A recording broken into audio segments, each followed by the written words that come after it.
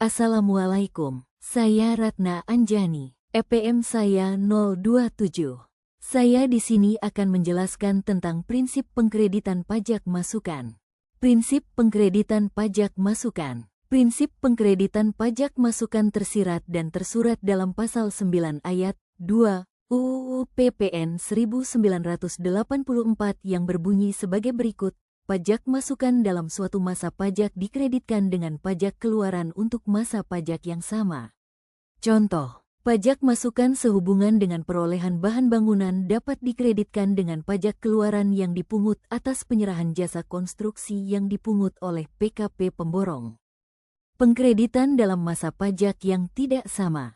Contoh, PKP penjual menyerahkan BKP barang dagangannya kepada PKP pembeli pada tanggal 21 Januari tahun 2011. Faktur pajak dibuat pada tanggal 21 Januari tahun 2011. Dalam hal faktur pajak tersebut diterima oleh PKP pembeli dalam masa pajak Januari tahun 2011 atau selambat-lambatnya akhir Februari tahun 2011. Pengkreditan pajak masukan bagi PKP sebelum berproduksi. Pasal 9 Ayat 2A UU PPN 1984 menentukan tentang kemungkinan mengkreditkan pajak masukan sebelum PKP mulai berproduksi, yang dirumuskan sebagai berikut. Bagi pengusaha kena pajak yang belum berproduksi sehingga belum melakukan penyerahan yang terutang pajak, pajak masukan atas perolehan dan atau impor barang modal dapat dikreditkan.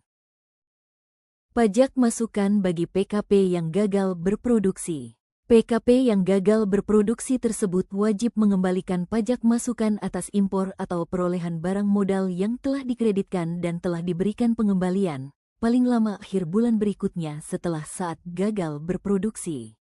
PKP selain pabrikan yang dalam jangka waktu 1 tahun sejak pertama kali mengkreditkan pajak masukan tidak melakukan kegiatan A.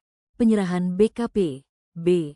Penyerahan JKP, C. Ekspor BKP, dan atau D. Ekspor JKP.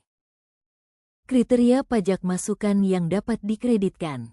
Berdasarkan Pasal 9 Ayat 5, Jo Pasal 9 Ayat 8, huruf B UU PPN 1984 dapat dipahami bahwa pajak masukan dapat dikreditkan adalah pajak masukan untuk perolehan BKP atau JKP yang berhubungan langsung dengan kegiatan usaha.